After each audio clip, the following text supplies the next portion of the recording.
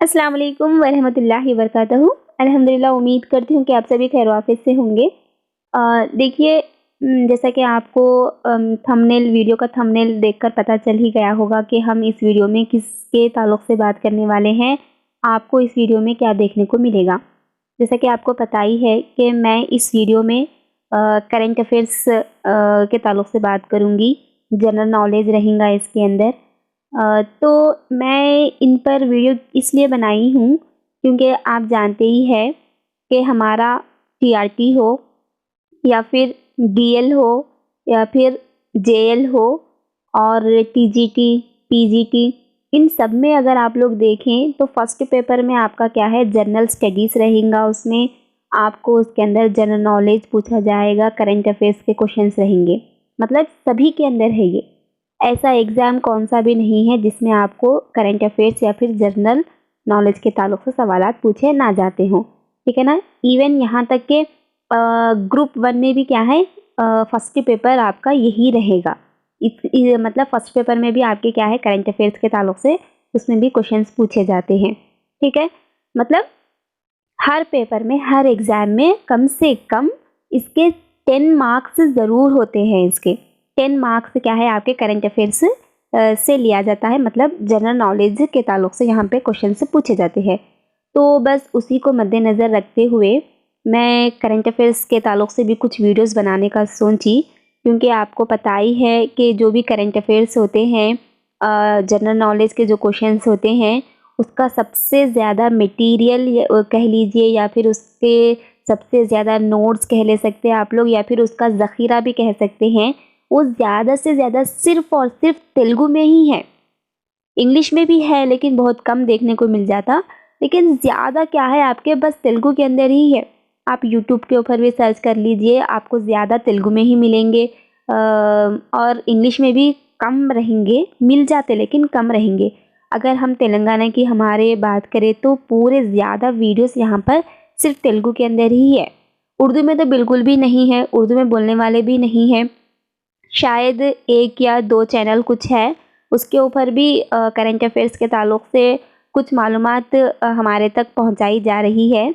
लेकिन वो वीडियोस भी क्या है, रोज़ अपडेट नहीं होते, रोज़ डाउनलोड नहीं किया जाता उसके ऊपर भी। तो बस मैं सोची हूँ कि हर एग्ज़ाम में करंट अफेयर्स पूछे जा रहे हैं, उसके कम से कम उसके 10 मार्क्स तो है ही है, होते ही है। उसके 10 मार्क्स दिए ही जाते हैं, 10 मार्क्स के क्वेश्चंस होते ही हैं। तो बस मैं भी ये जो मवाद मैं लेकर आ रही हूँ, ये जो भी करंट अफेयर्स रहेंगे, जनरल नॉलेज रहेगा, ये तेलुगु मीडियम से ही ट्रांसलेट किए जा रहे हैं, ठीक है। तो आज की इस वीडियो में हम लोग रीजनल इश्यूज़ के ऊपर हम लोग कुछ बातें मालूम करेंगे। रीजनल इश्यूज़ यानी, रीजनल यानी एक लोकल न्यूज़ रहेंगी यहाँ पर।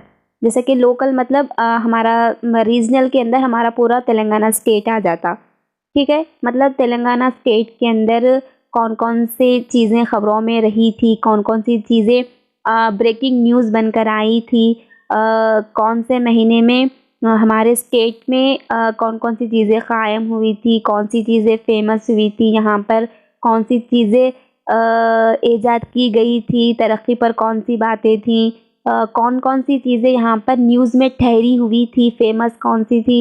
ये तमाम चीज़ें क्या है, रीजनल के अंदर ही आते हैं। रीजनल में क्या है, पूरा सिर्फ स्टेट के बारे में न्यूज़ होती है, स्टेट के ताल्लुक़ से यहाँ पर क्वेश्चंस होते हैं, उसके बारे में मालूमात फ़राहम हम लोग को की जाती हैं, ठीक है। इसी तरह से आपका नेशनल इश्यूज़ भी होते हैं। अब नेशनल इश्यूज़ में मतलब पूरे हिंदुस्तान के ताल्लुक़ से आता है, हमारे इंडिया के ताल्लुक़ से न्यूज़ आती है वहाँ पर। उसके बाद इंटरनेशनल इश्यूज़ भी होते हैं।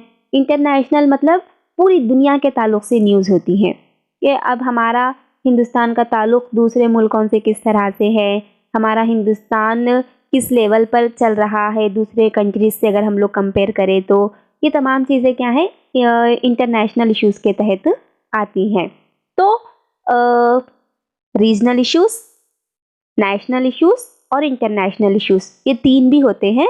तो ये 3 को भी क्या है, मैं पूरे क्या है एक मंथली वाइज चलते हुए, मतलब हर महीने के रीजनल, नेशनल और इंटरनेशनल इन तीनों के ताल्लुक़ से भी हर दिन एक एक वीडियो डालने की कोशिश करूँगी, जो कि बहुत कारआमद साबित होगी। हर एग्ज़ाम में आप लोग देख सकते हैं, हर एग्ज़ाम में कम से कम इसके 10 मार्क्स पूछे जा रहे हैं, तो हमारे लिए ये जानना बहुत ज़रूरी रहेगा। तो चलिए आज की इस वीडियो में हम लोग तेलंगाना के ताल्लुक़ से देखते हैं कि जनवरी के महीने में तेलंगाना में कौन-कौन सी चीज़ें न्यूज़ बनकर उभरी हैं। तेलंगाना में जनवरी के अंदर कौन-कौन सी चीज़ें फेमस होकर हमारे सामने आई थी और कौन सी चीज़ें न्यूज़ के अंदर ज़्यादा ठहरी हुई थी, वो तमाम चीज़ों के ताल्लुक़ से हम लोग डिस्कस करते हैं। वीडियो शुरू करने से पहले मैं आप सभी से अदबन गुजारिश करती हूँ कि हमेशा की तरह यही कहना चाहूँगी, अगर वीडियो पसंद आ रही हो तो वीडियो को ज़रूर लाइक करें, इसकी लिंक को आपके दोस्तों में ज़रूर शेयर करें और चैनल पर न्यू हो तो प्लीज़ बराए मेहरबानी चैनल को सब्सक्राइब भी कर ले। लाइक करना बिल्कुल भी ना भूलें, क्योंकि इतनी मेहनत से वीडियोस बना रही हूँ, तो आप लोग थोड़ा सा इनकरेज करिए, आप लोग भी क्या है थोड़ा सा मेरा साथ देते चलिए। तो इसी तरह से मैं आप लोग के लिए अच्छी वीडियोस और नई मालूमात आपसे शेयर करते रहूँगी। तो चलिए आज की वीडियो हम लोग शुरू करते हैं। देखिए, सबसे पहले अगर हम लोग रीजनल इश्यूज़ में किसी चीज़ पर अगर हम लोग बात करें तो वो ये है कि सबसे पहले हिंदुस्तान की रियासत तेलंगाना के शहर हैदराबाद में फार्मूला ई रेस को नवंबर 22 से फरवरी तक मुनक़िद किया जा रहा है। तो यहाँ पर देखिए, ये फार्मूला ई रेस एक क्या है, इलेक्ट्रिक कार से चलने वाली रेस है। यहाँ पर क्या है, दूसरे जगहों से भी यहाँ पर लोग आएंगे, तो यहाँ पर हमारे हिंदुस्तान के लोग और दूसरे कंट्रीज़ के लोग भी क्या है इसके अंदर पार्टिसिपेट करेंगे, इसमें हिस्सा लेंगे। तो यहाँ पर क्या है, इलेक्ट्रिक से चलने वाली कारों की ये रेस होगी, जो कि नवंबर 22 से फरवरी तक ये मुनक़िद किया जाएगा। मतलब कौन सा नवंबर है ये, अब आने वाला जो नवंबर है हमारे पास 2022 नवंबर 2 से लेकर 2023 फरवरी तक ये शहर हैदराबाद में चलने वाली रेस है। नेक्स्ट, इसके बाद देखिए 19th edition of BioAsia conference को हैदराबाद में फरवरी 24-25 2 दिन के लिए मुनक़िद की गई थी। इस कॉन्फ्रेंस का ताल्लुक़ माहौलियात से है।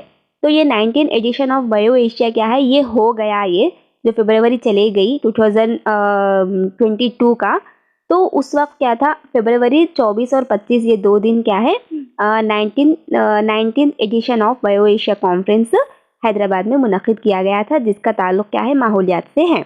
Next, 19th bio Asia conference को रखने का असल मकसद फ्यूचर रेडी है और इस कॉन्फ्रेंस को वर्चुअल यानी ऑनलाइन रखा गया था। तो उस वक्त क्या है, कोरोना के जो केसेस चल रहे थे, कोरोना की वजह से, लॉकडाउन की वजह से क्या हुआ था, इस कॉन्फ्रेंस को ऑनलाइन रखा गया था और इसका असल मकसद क्या था, फ्यूचर रेडी था। नेक्स्ट, इस कॉन्फ्रेंस में 70 से ज़्यादा मुल्कों ने हिस्सा लिया और इसमें 30,000 से ज़्यादा नुमाइंदे शामिल रहे। मतलब ये जो 19th edition of BioAsia जो कॉन्फ्रेंस है, इसमें क्या है 70 से ज़्यादा मुल्कों के लोगों ने इसमें हिस्सा लिया था और इसमें हिस्सा लेने वाले लोग क्या है 30,000 से भी ज़्यादा थे। नेक्स्ट, हिंदुस्तान की रियासत तेलंगाना के शहर हैदराबाद में शमशाबाद में सबसे बड़ा माइक्रोसॉफ्ट डेटा सेंटर को नाफिज यानी कायम किया जा रहा है और इसके CEO सत्यनारायणा नादेला है। नेक्स्ट, सत्यनादेला ने एक किताब लिखी जिसका नाम उन्होंने हिट रिफ्रेश रखा। नेक्स्ट, सैयद अमीनुल हसन जाफरी एक हिंदुस्तानी सहाफ़ी और हिंदुस्तानी रियासत तेलंगाना की ऑल इंडिया मजलिस इत्तेहादुल मुस्लिमीन के रुकन है और साथ ही तेलंगाना कानून साज काउंसिल के मौजूदा प्रो टीम के चेयरमैन भी हैं। तो अब यहाँ पर पूछा जा सकता है कि सैयद अमीनुल हसन जाफरी कौन है, ये किस मुल्क से ताल्लुक़ रखने वाले हैं, ये किसके रुकून हैं या फिर ये किसके चेयरमैन हैं बोलकर। तो आप लोग उस वक्त बता सकते हैं कि ये ऑल इंडिया मजलिसुल इत्तेहादुल मुस्लिमीन के रुकून हैं और तेलंगाना कानून साज काउंसिल के मौजूदा प्रो टीम के चेयरमैन भी है। नेक्स्ट, सानिया मिर्ज़ा जिसका ताल्लुक़ टेनिस खेल से है, इसने जनवरी में इस खेल को अलविदा कहा। नेक्स्ट, 75 करोड़ सन सैल्यूटेशन यानी सूर्य नमस्कारम प्रोग्राम को रंगारेड्डी में नंदीगामा मंडल के कन्हा गांव के कन्हा शांति वनम में मुनक़िद किया गया। इस प्रोग्राम को जनवरी 3 से फरवरी 20 तक रखा गया था और इस प्रोग्राम को सर्बानंदा सोनोवाल ने शुरू किया, जो यूनियन आयुष के चेयरमैन हैं। मतलब ये 75 करोड़ सूर्य नमस्कारम प्रोग्राम के नाम से क्या है एक प्रोग्राम रखा गया था, जिसमें क्या है सभी को सूरज को क्या है नमस्कार करना था। ये प्रोग्राम के तहत ये प्रोग्राम कहाँ किया गया बोलकर हम लोग को क्वेश्चन पूछा जा सकता है, और कब रखा गया था, इस प्रोग्राम को किसने शुरू किया बोलकर ये भी पूछा जा सकता है। तो उस वक्त हम लोग बता सकते हैं कि इस सूर्य नमस्कारम के प्रोग्राम को रंगारेड्डी में नंदीगामा मंडल के कन्हा गांव में कन्हा शांतिवनम के अंदर मुनक्किद किया गया था जनवरी 3 से लेकर फरवरी 20 तक बोलकर। ठीक है। नेक्स्ट 24वीं ई गवर्नेंस कौमी कॉन्फ्रेंस को जनवरी 7 से जनवरी 8 तक हैदराबाद में रखा गया था और इस कॉन्फ्रेंस का इफ्तिताह डॉक्टर जितेंद्र सिंह और केटीआर ने की। तो हम लोग को यहाँ पर सवाल पूछा जा सकता है कि 24वीं ई गवर्नेंस कौमी कॉन्फ्रेंस कहाँ पर किया गया था और इसका इफ्तिताह किसने किया बोलकर। तब हम लोग को ये बताने में आसानी होगी कि इस कॉन्फ्रेंस को क्या है जनवरी 7 से 8 तक रखा गया था, जिसका इफ्तिताह क्या है जितेंद्र सिंह और केटीआर ने की थी। नेक्स्ट 26 जनवरी को तेलंगाना से पद्म भूषण अवार्ड हासिल करने वाले कृष्णा एल्ला और उनकी बीवी सुचित्रा एल्ला है। नेक्स्ट कृष्णा एल्ला भारत बायोटेक के बानी और चेयरमैन है, साथ ही ये CMD यानी मैनेजिंग डायरेक्टर भी है। अब हमसे पूछा जा सकता है कि पद्म भूषण अवार्ड किसने हासिल किया हमारे तेलंगाना से बोलकर। तो उस वक्त हम बता सकते हैं कि तेलंगाना से पद्म भूषण अवार्ड हासिल करने वाले 2 लोग हैं, एक है कृष्णा एल्ला और दूसरा है उनकी बीवी सुचित्रा एल्ला। तो कृष्णा एल्ला क्या है भारत बायोटेक के बानी भी है और उसके चेयरमैन भी है, साथ ही क्या है उसके CMD भी है, मतलब मैनेजिंग डायरेक्टर भी है। उसके बाद देखिए जो सुचित्रा एल्ला इनकी जो बीवी है वो क्या है भारत बायोटेक के JMD है, यानी जॉइंट मैनेजिंग डायरेक्टर है। इनके हस्बैंड क्या है CMD है, तो इनकी वाइफ क्या है JMD है। नेक्स्ट तेलंगाना से पद्मश्री अवार्ड हासिल करने वाले मोगलैया, जिनको हम क्या है दर्शानम मोगलैया भी कहते हैं और साथ ही हम इनको किन्नरा मोगलैया के नाम से भी जानते हैं। तो इनको क्या है आर्ट के जुमरे में पद्मश्री अवार्ड दिया गया था। नेक्स्ट आर्ट ही के जुमरे में रामचंद्रैया और पद्मजा रेड्डी को भी क्या है पद्मश्री अवार्ड से नवाजा गया था। एक तो क्या है आर्ट में क्या है किन्नरा मोगलैया को भी पद्मश्री अवार्ड दिया गया है और आर्ट ही के जुमरे के अंदर पद्मजा रेड्डी और रामचंद्रैया को भी क्या है पद्मश्री अवार्ड दिया गया है, जिनका ताल्लुक क्या है तेलंगाना से ही है। नेक्स्ट रूपे प्राइम वॉलीबॉल लीग 2022 को हैदराबाद गच्चीबौली के स्टेडियम में रखा गया था फरवरी 5 से 27 तक। इस वॉलीबॉल में जुमला 60 टीमों ने हिस्सा लिया। मतलब यहाँ पर क्या है फरवरी 5 से लेकर 27 तक हमारे पास हैदराबाद गच्चीबौली के स्टेडियम में रूपे प्राइम वॉलीबॉल लीग 2022 के नाम से रखा गया था, जिसके अंदर क्या है जुमला 60 टीमों ने इसमें पार्टिसिपेट किया था। Next young scientist national award को सूर्यापेट जिला गड्डीपल्ली ZPHS स्कूल के बायोलॉजी के टीचर मारम सवित्रा को दिया गया। तो यहाँ पर देखिए तेलंगाना में यंग साइंटिस्ट नेशनल अवार्ड किसको दिया गया है, वो कौन है बोलकर पूछा जा सकता है। तो उस वक्त हम लोग बता सकते हैं कि यंग साइंटिस्ट नेशनल अवार्ड क्या है सूर्यापेट के एक गवर्नमेंट स्कूल के एक टीचर है, लेडी टीचर है जो बायोलॉजी के हैं, तो जिनका नाम क्या है मारम सवित्रा है। इनको क्या है यंग साइंटिस्ट नेशनल अवार्ड से नवाजा गया था। नेक्स्ट आचार्य यंजलूरी सुधाकर एक शायर और मुसन्निफ थे। ये निज़ामाबाद में पामुला बस्ती में पैदा हुए और उन्होंने एक किताब भी लिखी जिसका नाम कथानायकुडु जाशुआ था। तो ये भी क्या है आचार्य यंजलूरी सुधाकर जनवरी में ये भी क्या है न्यूज़ में आए थे। तो ये कौन है, इन्होंने कौन सी किताब लिखी बोलकर इनके बारे में पूछा जा सकता है। तो उस वक्त हम बता सकते हैं कि यंगलूरी सुधाकर क्या है, एक शायर भी थे, एक मुसन्निफ भी थे और ये निज़ामाबाद के पामुला बस्ती में पैदा हुए और उनकी जो लिखी हुई किताब है वो क्या है, कथानायकुडु जाशुआ है। नेक्स्ट EPTRI यानी environmental protection training research institution, जिसको हम अगर उर्दू में कहें तो माहौलियाती तहफ़्फ़ुज़ की तरबियती तहक़ीक़ी इदारा के जनरल डायरेक्टर कौन है बोलकर सवाल पूछा जा सकता है। तो उस वक्त हम बता सकते हैं कि माहौलियाती तहफ़्फ़ुज़ की तरबियती तहक़ीक़ी इदारा यानी environmental protection training research institution के जनरल डायरेक्टर क्या है, ए वानी प्रसाद है, जो कि क्या है, एक IAS है। तो इस इदारे का मरकज़ यानी ये जो EPTRI है ना, तो इसका मरकज़ क्या है, गच्चीबौली हैदराबाद में है। तो उम्मीद करती हूँ ये कुछ आज के कुछ क्वेश्चंस आपको अच्छे लगे होंगे।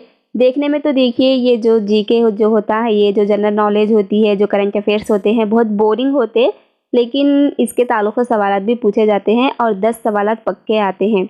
इसीलिए इसको थोड़ा सा हम लोग क्या है अच्छे अंदाज में पढ़ने की कोशिश करेंगे, जानने की कोशिश करेंगे, गौर से सुनेंगे तो ये क्या है, हम लोग को बड़ी आसानी से याद भी हो जाते।